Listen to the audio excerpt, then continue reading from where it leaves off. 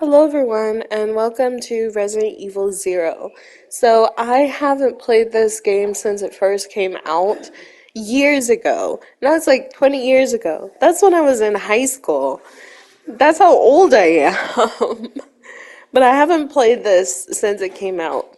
And so bear with me. It's going to be a lot of figuring out where I'm going again, figuring out how the controls work again, and just in general, old person confused noises. That's the best that I would be able to like put for this game. So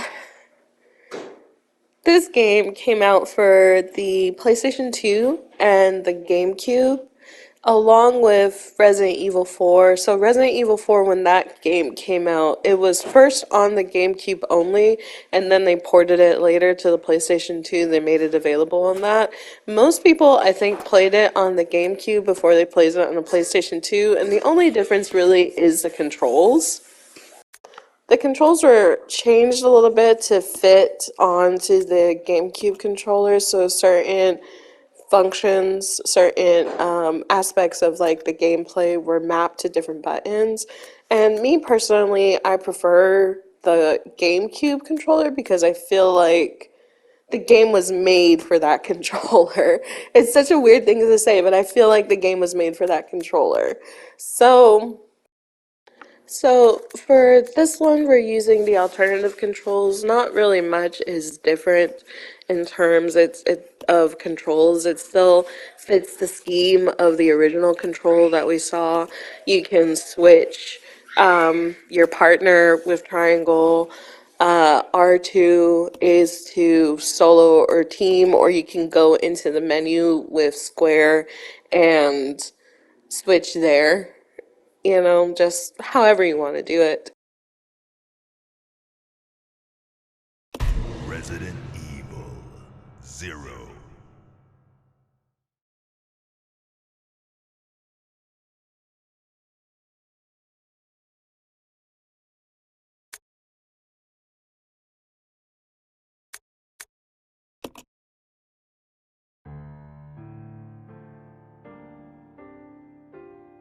A Midwestern town in America, Raccoon City. A solitary island far off in the sea, Rockfort Island. An island that would become the second Raccoon City, Sheena Island. There are still many unanswered questions about these seemingly unrelated yet intensely traumatic events. Though it is believed that the international enterprise umbrella was somehow involved, little is known as to the origin of this faceless corporation. When was it established? By whom? And how was the T-virus created? To uncover the truth, we must delve deeper into the events which transpired in the beginning, before the mansion incident.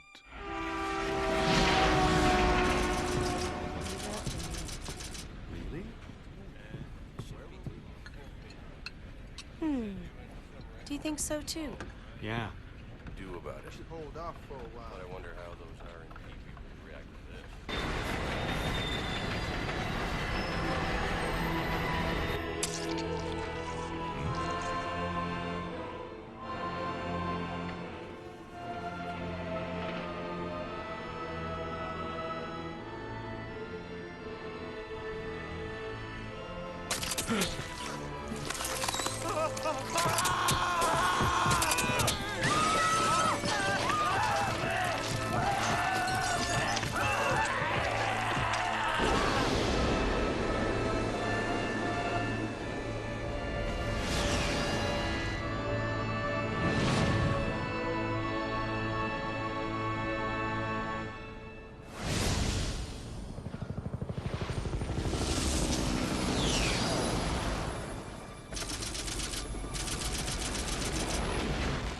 It began as a simple investigation of some bizarre murders in the suburbs of Raccoon City.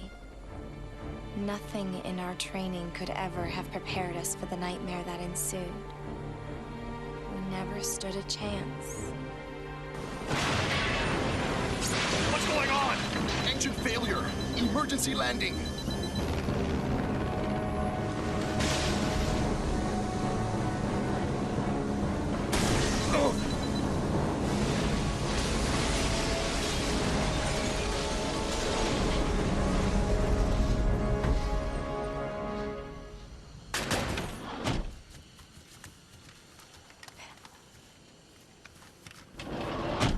Check the current position and investigate the surrounding area.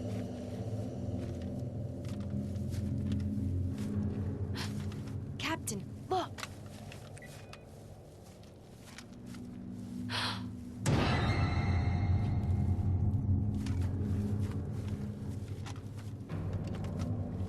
Captain! What happened?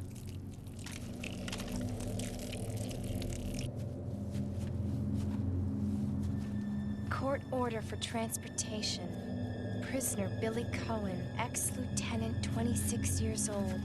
Court-martialed and sentenced to death July 22nd. Prisoners to be transferred to the Regathon base for execution. Those poor soldiers. They were good men just doing their jobs, and that scum murdered them and escaped. All right, everyone, let's separate and survey the area.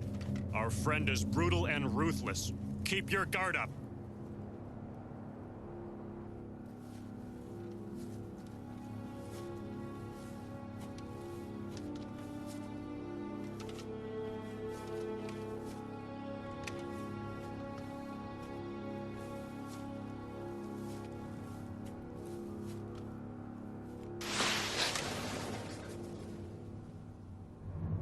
A train?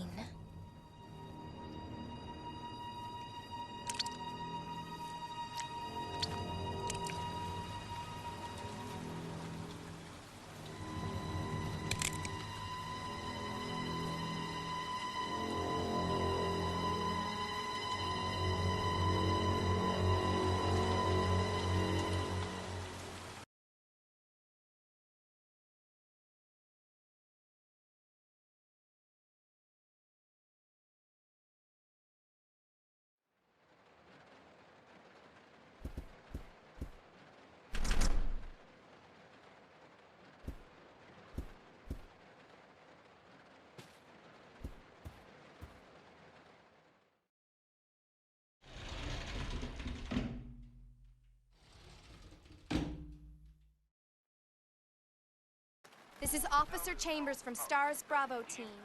Please identify yourself. Is someone there? The government has announced that it has set out to protect our promise. But as of 2 years ago, when several plans were set up, the local government stepped in and took over.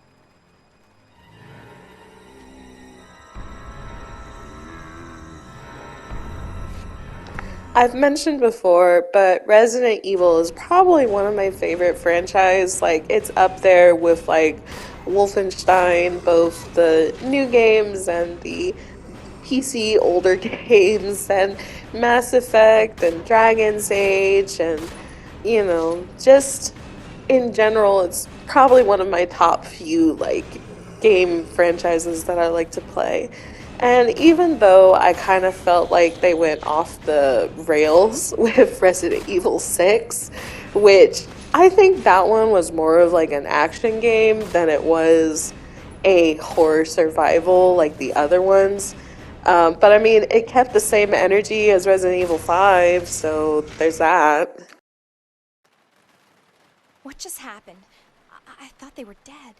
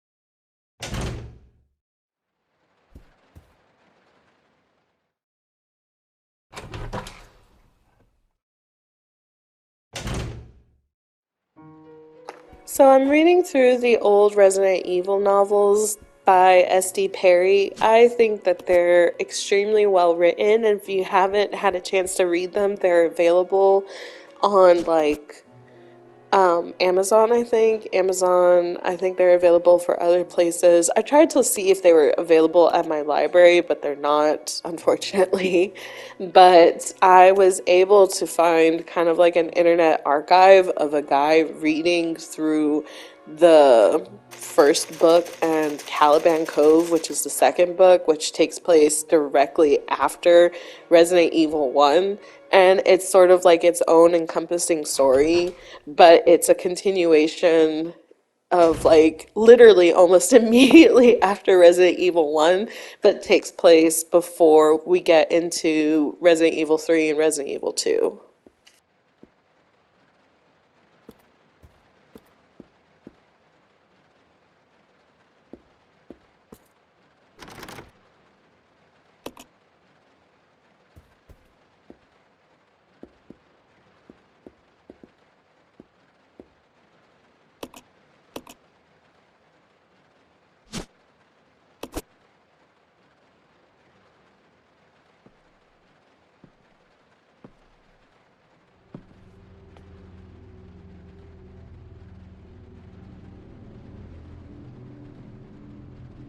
Billy. Lieutenant Cohen. So, you seem to know me. Been fantasizing about me, have you? You're the prisoner that was being transferred for execution. You were with those soldiers outside. Oh, I see. You're with stars. Well, no offense, honey, but your kind doesn't seem to want me around, so I'm afraid our little chat time is over. Wait! You're under arrest! No thanks, Dollface. I've already worn handcuffs. I could shoot, you know.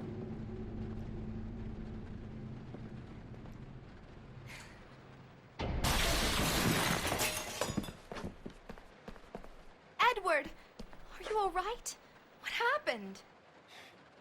It's worse than... We can't. You must be careful, Rebecca. The forest is full of zombies and monsters.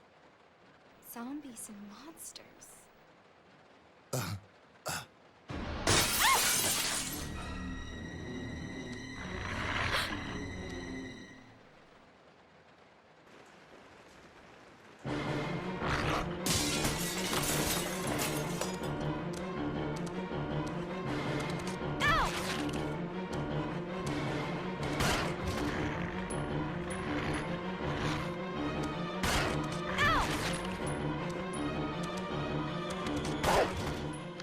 I think these are one of my least favorite. Like I was talking, I think the other day about least favorite Resident Evil enemies to fight, and these were one of them, but there's others. Like, I don't like the lickers, but they're actually fairly easy to go around as long as you don't run and brush into them and like shoot your weapon in the hallway. So like you can get around the lickers and surprise them with like artillery rounds or grenades or something.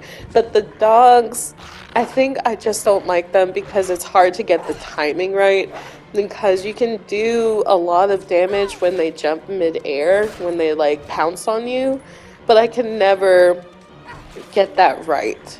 And so I end up just like this, getting smacked and hit with paws by the dogs before I can even like, take care of them.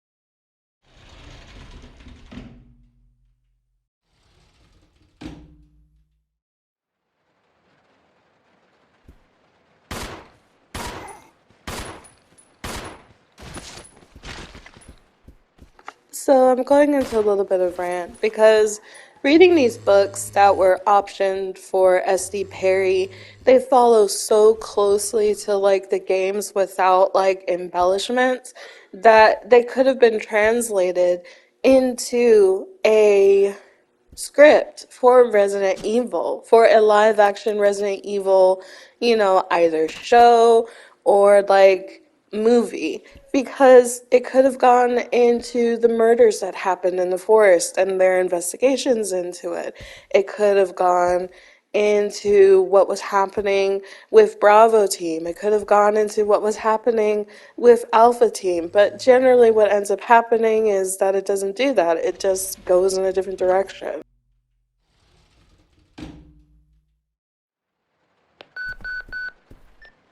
This is Rebecca. Over. Rebecca, can you hear me? This is Rico. What's your location? Over. Enrico! Hello! Can you read me? Please respond. Rebecca, I can hear you. Now listen up. We've obtained detailed information on the fugitive from a document found in the wrecked wagon. Billy Cohen killed as many as 23 people. Over. 23 people. We have also confirmed that he was institutionalized, so keep your guard up. Can you hear me, Rebecca? Over. Stay alert, Rebecca. He wouldn't think twice before killing you. Enrico! Captain! Hello? Hello! I mean, any of the Resident Evil like live action movies or even the live action show that was on Netflix could have gone into the research. And it always ends up just being like a 90s schlocky action film.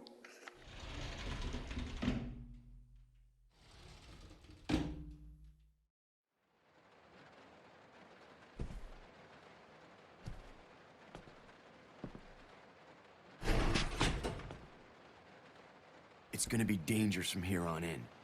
Why don't we cooperate? Cooperate with you? Listen, little girl, if you haven't noticed, there's some pretty freaked out things on this train. And I, for one, want to get out of here. I don't think we stand a chance doing it alone. You expect me to trust you, a wanted felon? I don't need your help. I can handle this on my own. And don't call me little girl. All right, Miss Do-It-Yourself.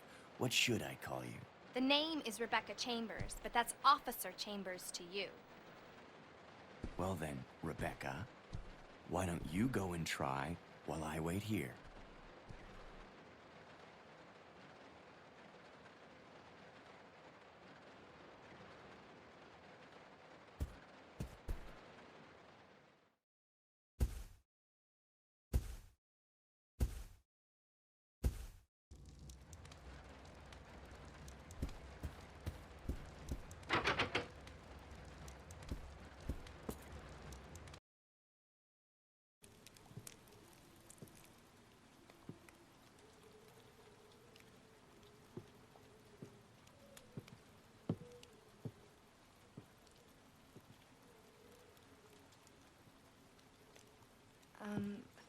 Excuse me, sir. Sir.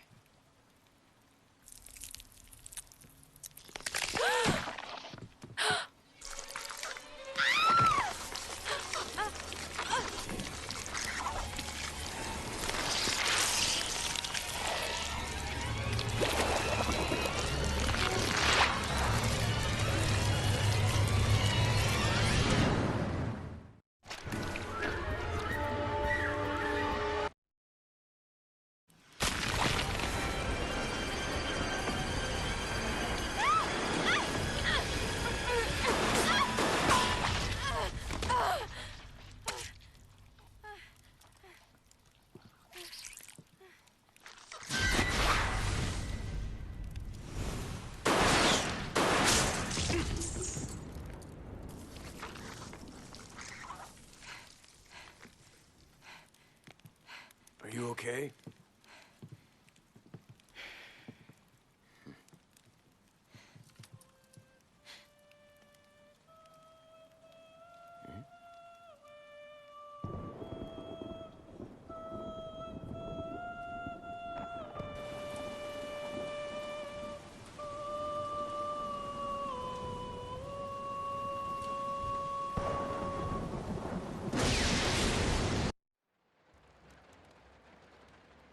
Who is that guy? What's going on? Who's controlling the train? Go and check out the first engine car. Listen, we gotta cooperate with each other from now on. You got that? Well, I don't... Clue in, girl. Or maybe you like being worm bait. All right. But you just remember, I will shoot you if you try anything funny. Fine. Now take these with you. If you find anything, give me a call, all right?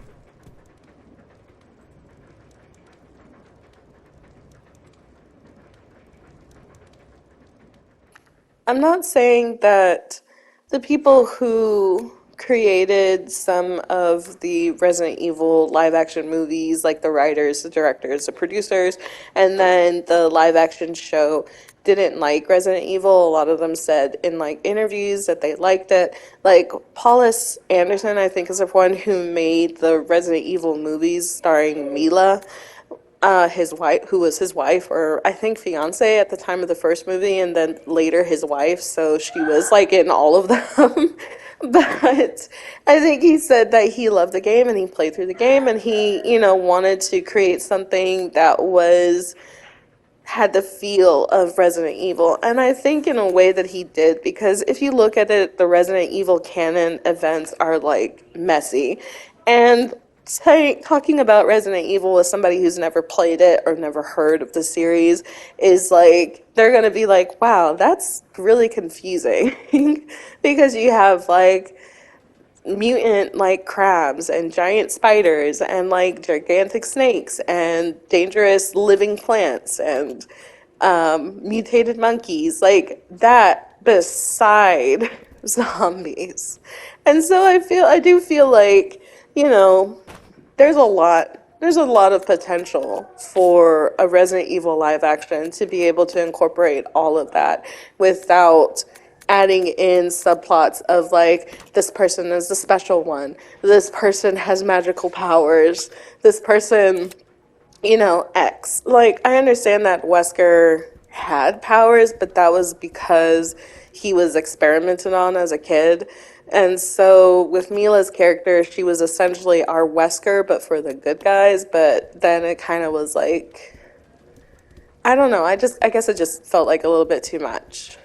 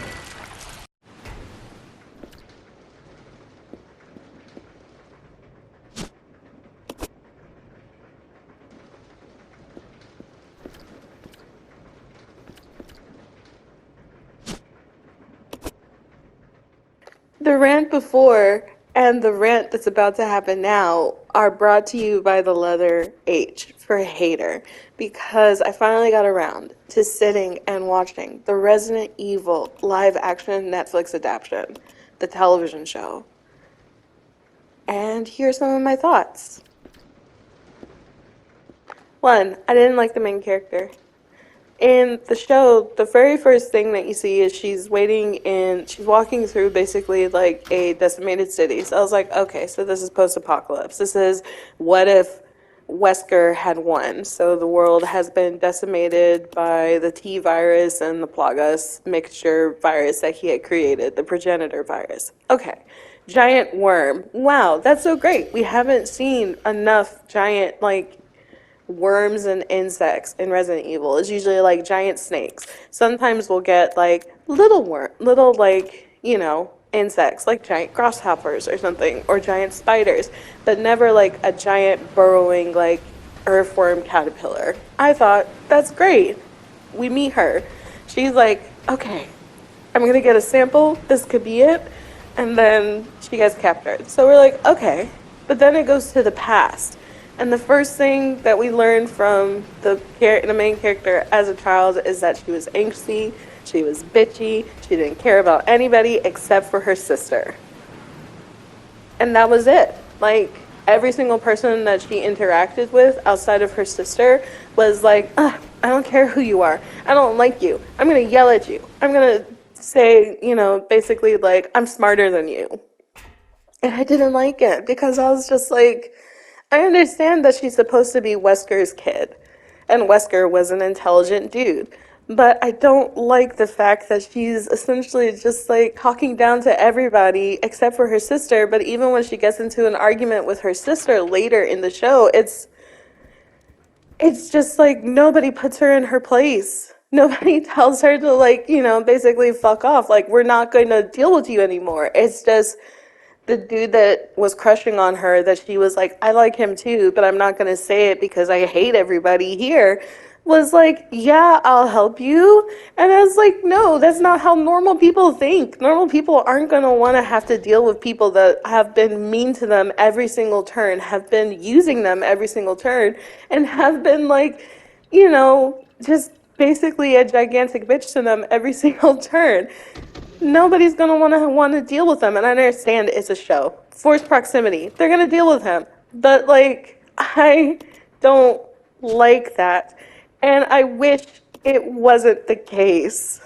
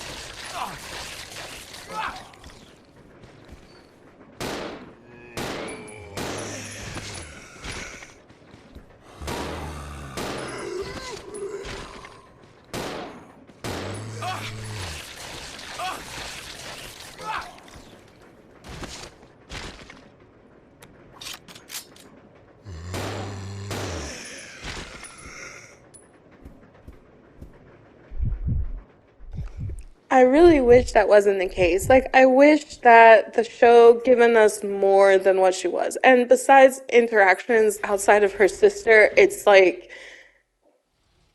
it just doesn't feel like she's a real person. Like the writers didn't write her as a real person. There was no explanation outside of you've been acting this way, acting different to me. Like this is, her dad, Wesker, talking to her, basically saying, you've been acting different to me since you were in third grade.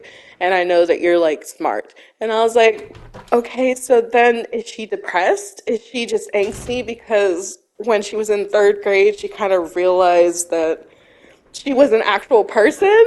Like, I know developmentally, when you are in third grade, that's when you have the realization of like, I'm a whole ass person, and there are different people living different lives, and I might die one day.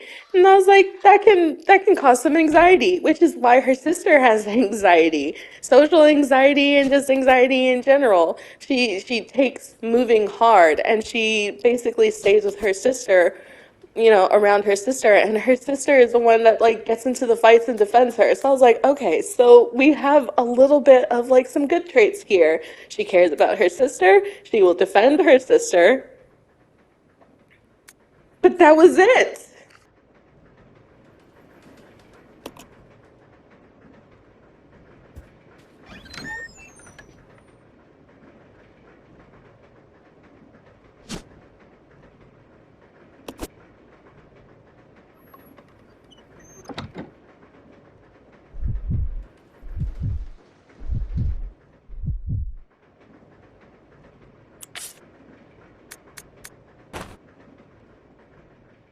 I know there's supposed to be like two more things on the list. So the second is the writing.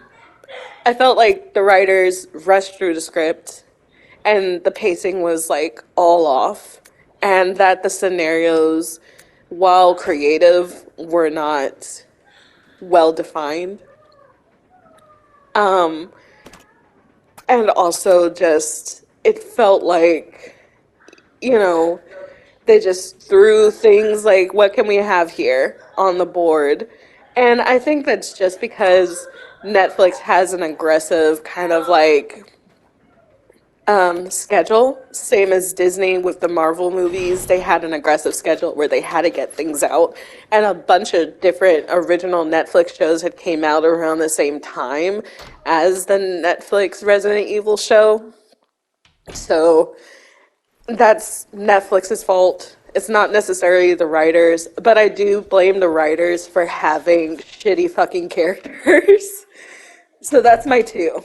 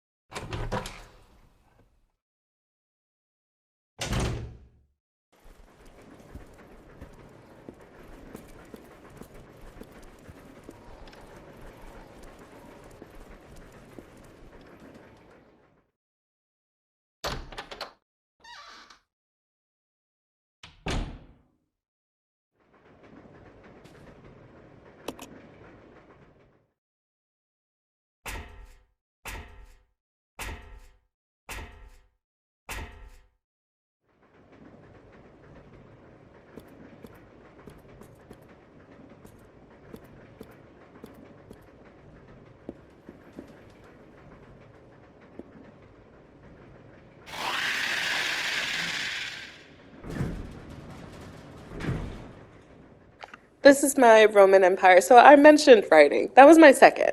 The third is that I feel like we wasted the actors and actresses on this show. Like, all of the actors and actresses that were on the show are really good actresses, really good actors. Lance Reddick, he was one of them. He played Albert Wesker. He was phenomenal. Amazing actor. But all of their potential was wasted on really bad writing. They essentially had to choose scenery just to get through each of the scenes. It was like, I know that they don't have any control, really. They have control, but they don't have a lot of control on like what their agents tapped them for. And they probably thought that the idea of the Resident Evil show would have been really cool, but it wasn't.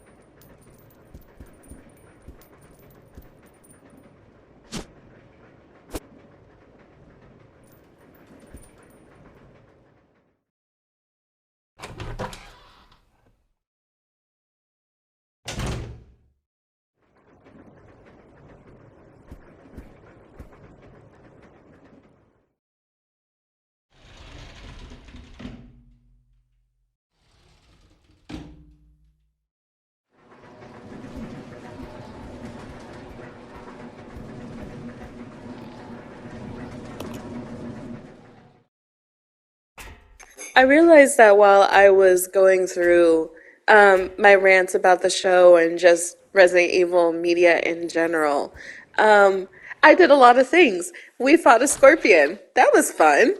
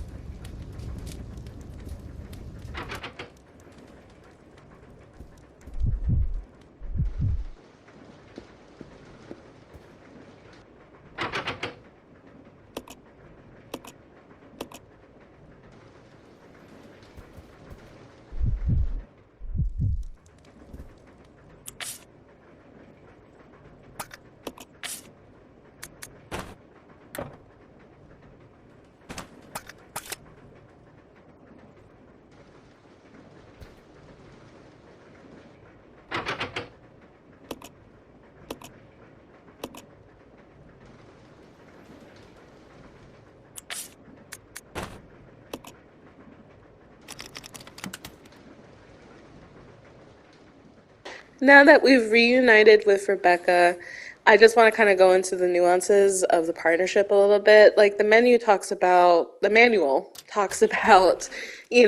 Billy is really strong. He has a different skill set than Rebecca. Rebecca is able to mix herbs together because she has a chemistry set and she has like different things that she can do. So you can exchange items here, or you can exchange items by dropping it and the other person picks it up, which is very helpful because, unlike other Resident Evil games, when you drop something, it disappears. You're not able to pick it up anymore, it's just gone. And I just want to kind of point out that this partnership system is the base partnership system for Resident Evil 5. They use this same system in Resident Evil 5, but just updated and there's some changes, like instead of going to the menu to exchange an item with your partner, you can just hand it to them. And if you're playing co-op, your partner can demand that item, like, give me an egg, Sheva, come here, that type of deal. So I really like that they are reusing this partnership in a later game because it was good. It was a good partnership system. But the only issue is that, like most partnership systems, if you leave the second character in an area that you think is safe, but it not actually is safe, like let's say I left Billy here. There's zombies in this room. He might get overwhelmed and attacked by those zombies if I didn't kill the three zombies that were already here, and then those two rose, and started attacking him. So that's the only problem. The only problem is that you can't leave them anywhere unattended for very long.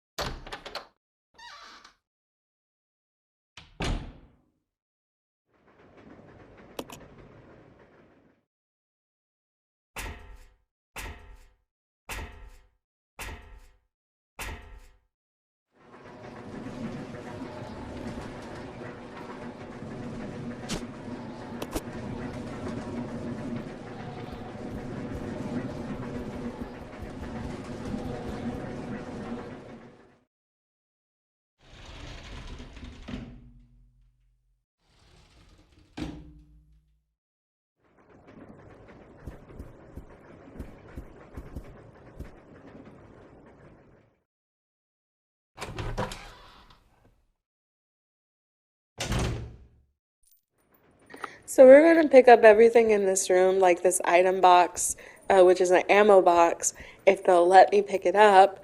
But I wasn't coming at it at the right angle, so the game was like, no. And that's the problem with old games. And new games have that issue too. It doesn't recognize that you're walking right on the item that you need, and you need to pick it up, and you need to pick it up, but you can't. Like I'm trying to pick up this ink ribbon, and the game was like, you can't pick it up. And because Rebecca is there. And so Rebecca's box, the invisible box around each of the character, is like blocking the way, you know? So we're going to pick up everything here and we're going to take it back to the safe room. And anything that I don't need currently, I'm just going to drop on the floor.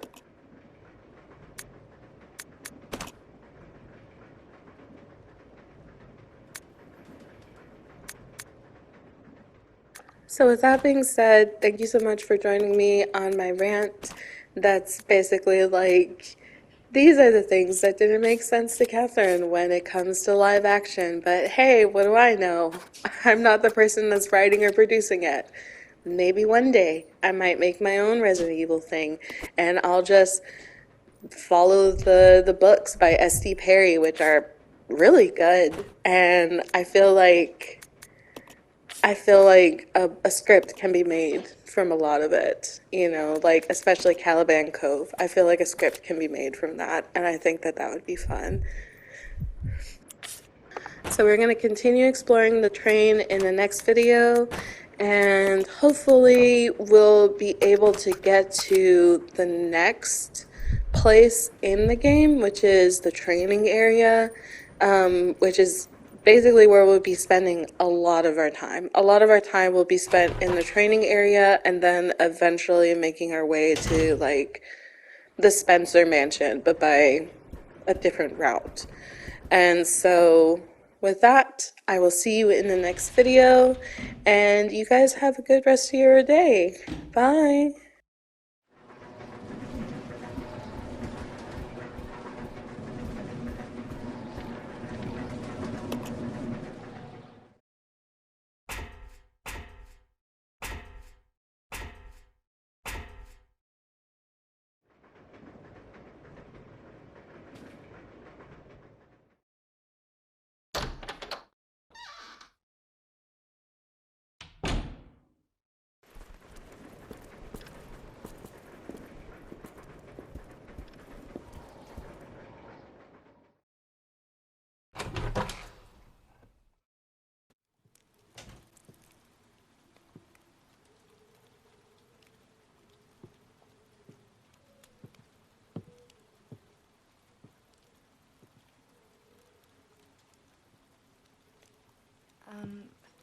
Excuse me, sir. Sir.